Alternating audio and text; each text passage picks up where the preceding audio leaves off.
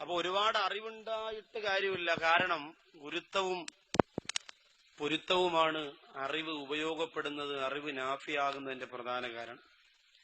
അതുകൊണ്ട് എന്റെ പ്രിയപ്പെട്ട ഉസ്താദുമാരോടൊക്കെ എനിക്ക് പറയാനുള്ളത്, നമുക്ക് ഒരു മഹലിൽ സേവനം ചെയ്താൽ അവസാനം കിട്ടുന്നത് എന്താണ്? മതിലൊട്ടിക്കുന്ന കുറെ നോട്ടീസുകളാണ്. 2 കൊല്ലം ഉസ്താദ് മാറിപ്പോകുമ്പോ ഇബ്രാഹിക്കാരെ മോള് അവിച്ച ജാമും കൊണ്ടുവരുമായിരുന്നു, സുലൈമാൻ കാക്കാരെ മോള് പുളിമുളകും കൊണ്ടുവരുമായിരുന്നു. അതൊക്കെ പിന്നീടാണ് അറിയുന്നത്. 2 കൊല്ലം ഇരുന്നപ്പോ ആരും അറിഞ്ഞില്ലായിരുന്നു. അന്ന് മൊയിലാരെ ഊറ്റി എടുക്കുക, എല്ലാത്തിനും നല്ല ഉഷാറായിരുന്നു. അപ്പോ അത് ഉസ്താദുമാരാ നമ്മൾ ഒരുപാട് ശ്രദ്ധിക്കണം. നമ്മളൊരു മഹലിൽ ഇരിക്കുമ്പോ ഗൗരവത്തോടുകൂടി എന്റെ പ്രിയപ്പെട്ട മുത്തഅല്ലിമീങ്ങളോട് പറയാം, ഒരു മഹലിൽ ഞാനോ നിങ്ങളോ ഖത്തീബായിട്ട് കയറിയാൽ നമ്മളെ ഏറ്റവും അധികം സ്നേഹിച്ചുകൊണ്ട് ഒരുപാട് പേര് ഇവിടെ. ഒന്നാമത്തെ ദിവസം തന്നെ ഖുതുബയും പ്രസംഗവും കഴിഞ്ഞിറങ്ങുമ്പോ ആദ്യം ഒരാൾ വന്നിട്ട് പറയും, ഉസ്താദെ ഇതുവരെ ഈ പള്ളിയിൽ ഇതുപോലെ ഒരു ഖുതുബയും പ്രസംഗവും ആരും കേട്ടിട്ടില്ല. ഇങ്ങനെ പറയുന്ന ആളാണ് ആ മഹലിലെ ഏറ്റവും നമ്പർ 1 പാര. ഒരു സംശയം, എഴുതിയിട്ടോ, നിങ്ങൾ എഴുതിയിട്ടോ, ഉറപ്പാണ് ആ കാര്യം. അവരുടെ പാര കാരണം പിന്നെ അവിടെ നിന്ന് മാറേണ്ടി വരും. അതൊന്നാമത്തെ. പിന്നെന്താ പ്രിയമുള്ളവരെ, ഇഖ്ലാസോടുകൂടി അള്ളാഹുവിന്റെ പൊരുത്തത്തോടുകൂടി ചെയ്താൽ 2000 രൂപയാണെങ്കിലും 4000 ആണെങ്കിലും അതിന് വല്ലാത്ത പ്രതിഫലമാണ്. എന്നാൽ പണക്കാരുടെ ആസനം താങ്ങിയിട്ട് സിമ്പതിക്കു വേണ്ടി ചെയ്താലോ, പരിപാലകര് ചെയ്യുന്ന തെറ്റിനെ മൂടിവെക്കാൻ വേണ്ടി, പള്ളിയിലെ ജോലിയിൽ പിടിച്ചിരിക്കാൻ വേണ്ടി അല്ലാഹുവെ മറന്നുകൊണ്ട്, പ്രിയമുള്ളവരെ, പള്ളി പരിപാലിക്കുന്നവർക്ക് തലകുനിച്ചു കൊടുക്കുന്ന പണിയാണ് ചെയ്യുന്നതെങ്കിൽ അല്ലാഹു പൊറുക്കൂല മോനെ. കാരണം നമുക്ക് വലുതല്ലാഹുവാണ്, നമുക്ക് വലുതല്ലാഹുവാണ്, നമുക്ക് വലുതല്ലാഹുവാണ്. എത്ര വലിയ പള്ളിയിൽ നിന്ന് പിരിച്ചുവിട്ടാലും നമുക്ക് ഭക്ഷണം തരുന്നതാരാ? എത്ര വലിയ പള്ളിയിൽ നിന്ന് പിരിച്ചുവിട്ടാൽ നമുക്ക് എത്ര വലിയ രോഗം വന്നാൽ ആ രോഗം മാറ്റുന്നതാരാ? അതിന് ചികിത്സയ്ക്ക് പണം ചെലവഴിക്കുന്നതാരാ? അത് നമ്മൾ മറക്കല്ലേ. എവിടെയെങ്കിലും ഇരിക്കുമ്പോ പലിശക്കാര് വന്ന് തോളത്ത് കൈയിട്ടിട്ട് ഉസ്താദെ കത്തിച്ചോ, കാശ് ഞാൻ തരാ, നിങ്ങളുമിണ്ടല്ലേ, നിങ്ങൾ അവരോടെ പോവല്ലേ, നിങ്ങൾക്ക് എന്താവശ്യം വന്നാലും ചെയ്യുന്ന മഹല്ലാണെന്ന് പറഞ്ഞ് എന്റെ പ്രിയപ്പെട്ടവരെ, പണക്കൊതിയന്മാരുടെ സിമ്പതിക്കു വേണ്ടി അള്ളാഹുവിന്റെ ദീനിനെ കഷടിച്ചു കൊടുക്കുന്ന കാപാലികന്മാരായി മാറിപ്പോയ പണ്ഡിതന്മാരെന്ന പേരല്ല, പണ്ഡിഹിതന്മാരെന്ന പേര് തരേണ്ടി വരും. അള്ളാഹു കാത്തുരക്ഷിക്കട്ടെ. അതുകൊണ്ട് എന്റെ സഹോദരങ്ങളോട് വേദനയോടെ പറയുന്നു, ലോകത്ത് നശിച്ചു പോരവരൊക്കെ അറിവില്ലാത്തവരായിരുന്നില്ല. എന്റെ പ്രിയമുള്ളവരെ, നമ്രൂദ് എന്ന് പറയുന്ന സഹോദരന് അറിവില്ലാത്തത് കൊണ്ടല്ല, ഫിർഔന് അറിവില്ലാത്തത് കൊണ്ടല്ല, ശേഖന്നൂരിന് അറിവില്ലാത്തത് കൊണ്ടല്ല, ഇബ്ലീസിന് അറിവില്ലാത്തത് കൊണ്ടല്ല, മലക്കുകളുടെ ഉസ്താദായിരുന്നു ഇബ്ലീസ്. എന്നിട്ടെന്തേ അവസാനം മതപതനത്തിന്റെ പടുങ്കുടിയിലേക്ക് വന്നു വീണു.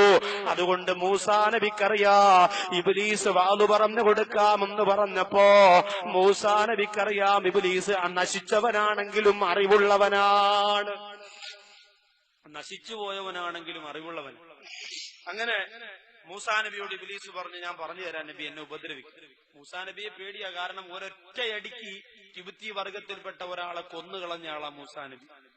നമ്മളെ പോലെ ചക്കളത്തടിയും കൊണ്ട് നടന്നതല്ല. ഒറ്റയടിക്ക് ഒരാൾ കീഞ്ഞുപോയി. പിന്നെ ശ്വാസം ഉണ്ടോന്നൊന്നും നോക്കണ്ട, അപ്പഴേ കൊണ്ടങ്ങ് അടക്കിയാൽ മതി. ഒരേ ഒരു അടി അടിച്ചു, ഒറ്റ അടി അടിച്ചിട്ടുള്ളൂ. ആലോചിച്ച് നോക്കി ആ മൂസാ നബി. അസ്രായിലിനെ പോലും അസ്രായിലിന്റെ ശരീരത്തിലേക്ക് പ്രഹരം വെച്ചു കൊടുത്ത ഒരേ ഒരു പ്രവാചകൻ കലീമുല്ലാഹി മൂസാ നബി അലൈഹിസ്സലാം മാത്രമാണ്. അതുകൊണ്ട് പിന്നെ എങ്ങനെ ഇബ്ലീസ് പേടിക്കാതിരിക്കും? ഇബ്ലീസ് പേടിച്ചപ്പോ ഇബ്ലീസിനോട് മൂസാ നബി അലൈഹിസ്സലാത്തു വസ്സലാം ക്ഷമ കാണിച്ചു. ഇബ്ലീസ് പറഞ്ഞു, മൂസാ നബിയെ, നിങ്ങൾ എന്നെ ഉപദ്രവിച്ചില്ലെങ്കിൽ നിങ്ങൾക്ക് ഞാൻ 3 കാര്യം പറഞ്ഞു തരാം. ഞാനൊരു മനുഷ്യനെ വലയിലാക്കുന്നത് 3 സമയത്താണ്. ഒരു മനുഷ്യനെ ഞാൻ നശിപ്പിക്കുന്നത് 3 സന്ദർഭങ്ങളിലാണ്. ഒരു മനുഷ്യനെ ഞാൻ നരകത്തിലേക്ക് കൊണ്ടുപോകാൻ ഒരുക്കി വെക്കുന്നത് 3 സമയത്താണ് നബിയേ. ആ 3 സന്ദർഭങ്ങളിൽ മനുഷ്യൻ എന്നെ സൂക്ഷിച്ചാൽ, ആ 3 സമയങ്ങളിൽ മനുഷ്യൻ എന്നെ ശ്രദ്ധിച്ചാൽ അവർക്ക് നരകത്തിൽ നിന്ന് രക്ഷപ്പെടാം. ഇബ്ലീസ് ലഅനത്തുല്ലാഹി അലൈഹി പറയുമ്പോ കൊതിയോടെ, ആർത്തിയോടെ, ആവേശത്തോടെ മൂസാ നബി അലൈഹിസ്സലാം ചോദിക്കുന്നു, ആ 3 സമയങ്ങൾ എപ്പോഴാണ്? എന്റെ പ്രിയമുള്ള സഹോദരങ്ങളെ, ഈ തഴവാകുറ്റിപ്പുറത്ത് നുസ്രത്തുൽ അനാം എന്ന പാവപ്പെട്ട സഹോദരങ്ങളുടെ സംഘടനയുടെ 2ാമത് വാർഷികത്തിന്റെ അത് കേൾക്കാൻ വേണ്ടി ഒരുമിച്ച് കൂടിയ എന്റെ പ്രിയപ്പെട്ട സഹോദരങ്ങളെ, ഈ 3 സന്ദർഭത്തിൽ ഞാനും നിങ്ങളെ ഇബ്ലീസിനെ ശ്രദ്ധിക്കണം കേട്ടോ.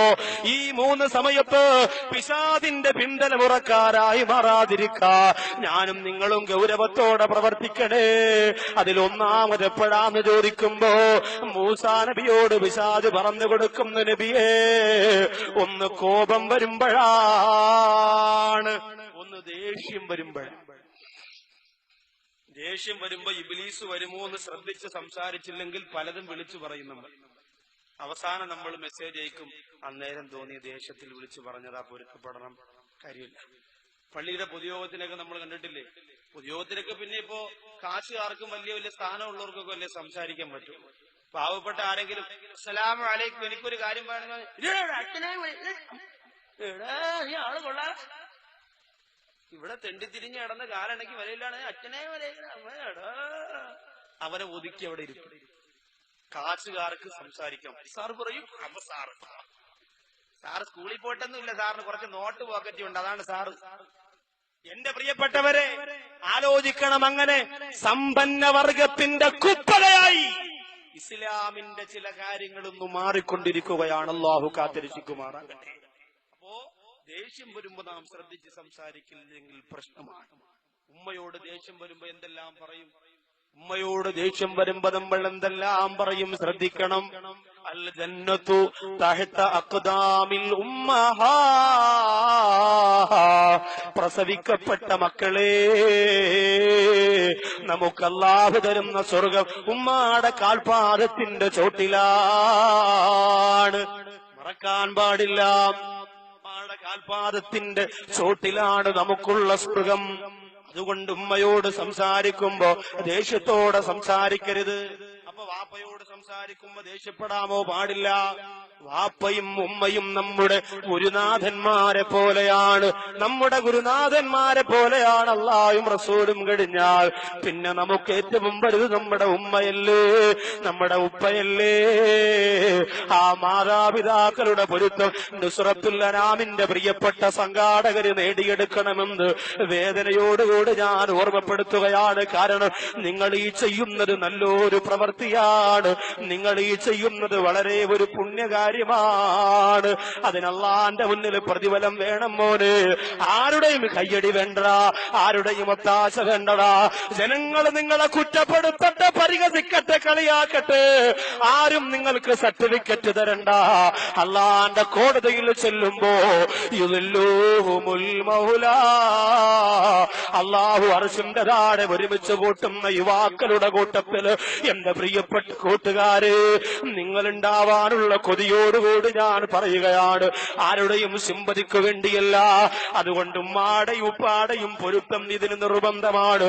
ഈ രാത്രിയാണെങ്കിൽ ഈ രാത്രി തന്നെ നൊന്തു പ്രസവിച്ച ഉമ്മയോട് പോയി പറയണം, ഉമ്മ, തഴവ കുറ്റിപ്പുറത്ത് നുസ്രത്തുൽ അനാമിന്റെ പ്രവർത്തനം കൊണ്ട് അള്ളാന്റെ പൊരുത്തം നേടാൻ കൊതിച്ചുകൊണ്ട് ജീവിക്കുന്നവനാണ് ഞാൻ. അതുകൊണ്ട് എന്റെ പ്രിയപ്പെട്ട ഉമ്മ, നിങ്ങളുടെ പൊരുത്തക്കേട് എനിക്ക് തരല്ലേ, നിങ്ങളുടെ ഗുരുത്തക്കേട് എനിക്ക് തരല്ലേ. സംസാരിക്കുമ്പോ ദേഷ്യം വരുമ്പോ ഞാനും നിങ്ങളും ശ്രദ്ധിക്കണം.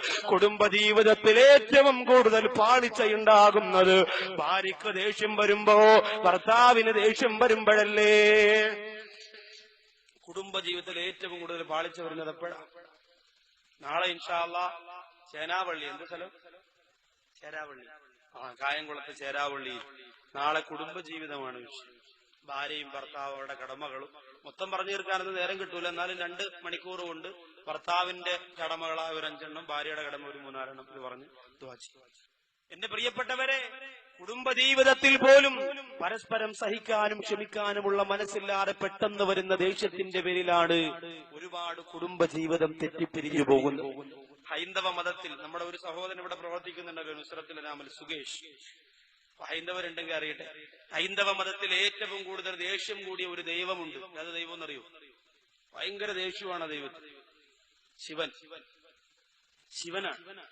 ശിവന് ഭയങ്കര ദേഷ്യമാണ്. അതുകൊണ്ട് തന്നെ ശിവന്റെ ഭാര്യയായ പാർവതി ഒരിക്കൽ ശിവനോട് പറഞ്ഞു, നിങ്ങളുടെ കൂടെ കഴിയുന്നത് ഒരു ദുർവാസം തന്നെയാണ്, നിങ്ങളുടെ കൂടെ കഴിയുന്നത് ഒരു ദുർവാസം തന്നെയാണ്. അങ്ങനെ ശിവന്റെ കോപവും ക്രോധവും എല്ലാം കൂടി വേറൊരു സൃഷ്ടിയായിട്ട് പടച്ചു. ആ സൃഷ്ടിയുടെ പേരാണ് ദുർവാസാവ്. റളിയല്ലാഹു അൻഹു പറയുന്നത് സഹാബത്തിന്റെ പേരൊന്നുമല്ല, ദുർവാസാവ് എന്ന് പറയും. ഹൈന്ദവ പുരാണങ്ങൾ പരിശോധിച്ചാൽ കാണാം ദുർവാസാവും ശകുന്തളയും തമ്മിൽ ടച്ചാണ്, കമ്പനിയാണ്. പുരാണങ്ങൾ പറയുന്ന കഥയാണ്, അല്ല അവരെ കുറ്റപ്പെടുത്തിയത് അവരുടെ പുരാണത്തിന്റെ കഥയാണ്. ദുർവാസാവും ശകുന്തളയും കന്യാശ്രമത്തിൽ ശകുന്തള അങ്ങനെ ഇരിക്കുമ്പോൾ ദുർവാസാവിനൊരു തീരുമാനമുണ്ട്. ദുർവാസാവ് എവിടെ ചെന്നാലും തന്നെ കാണുന്നവരൊക്കെ എഴുന്നേറ്റ് നിൽക്കണമെന്നാണ് നിയമം. കാണുന്നവരൊക്കെ എഴുന്നേറ്റ് നിന്ന് ബഹുമാനിക്കണമെന്ന്. അങ്ങനെ ശകുന്തളയെ കാണാൻ വേണ്ടി ദുർവാസാവ് വന്നപ്പോൾ ശകുന്തള കന്യാശ്രമത്തിൽ തന്റെ കാമുകനെ കുറിച്ച് ചിന്തിച്ചുകൊണ്ടിരിക്കുകയാണ്. അങ്ങനെ ചിന്തിച്ചുകൊണ്ടിരിക്കുമ്പോൾ ദുഷ്യന്തനെ കുറിച്ചാണ് ചിന്തിച്ചുകൊണ്ടിരിക്കുന്നത്. ആ സമയത്ത് ശകുന്തളയുടെ ദുർവാസാവ് വന്നിട്ട് എഴുന്നേൽക്കാത്തത് കൊണ്ട് ശകുന്തളയുടെ തലയിലേക്ക് കൈവച്ചുകൊണ്ട് ദുർവാസാവ് പറഞ്ഞു, നീ ഇതുവരെ ആരെക്കുറിച്ചാണോ ചിന്തിച്ചുകൊണ്ടിരിക്കുന്നത് അയാള് നിന്നെയങ്ങു മറന്നു പോകട്ടെ. ശാപം ഏറ്റു. അന്ന് മുതൽ പിന്നെ ദുഷ്യന്തൻ ശകുന്തള ദുഷ്യന്തൻ എത്ര മിസ്കോൾ അടിച്ചിട്ടും പിന്നെ തിരിച്ചു വിളിക്കുന്നില്ല. കമ്പനി അതോടുകൂടി പൊളിഞ്ഞു എന്നാണ് പുരാണം പറയുന്നത്. ദുഷ്യന്തന്റെയും ഈ ശകുന്തളയുടെയും ബന്ധം ദുർവാസാവിന്റെ ശാപം കൊണ്ട് പൊളിഞ്ഞു പോയതാണ്.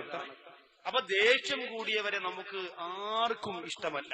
അല്ലാഹുവിന്റെ ഹബീബ് പറഞ്ഞതെന്താണ്? ഔസിനി യാ റസൂലല്ലാഹ്, ഔസിനി യാ റസൂലല്ലാഹ്. നബിയേ, നല്ലൊരു കാര്യം കൊണ്ട് എന്നോട് വസിയത്ത് ചെയ്യണമെന്ന് പറഞ്ഞുകൊണ്ട് നബി തങ്ങളുടെ മുമ്പ് വന്നപ്പോ അല്ലാഹുവിന്റെ റസൂല് പറഞ്ഞു കൊടുത്തതെന്താ?